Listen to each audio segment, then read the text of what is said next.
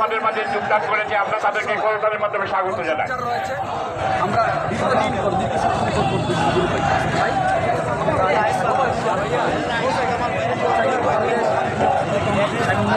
বৈষম্যহীন একটি রাষ্ট্র প্রকাশ করি।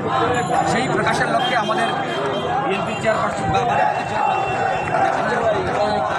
নির্দেশে আমরা যে কোনো অভিযানকে স্বাগত জানাই।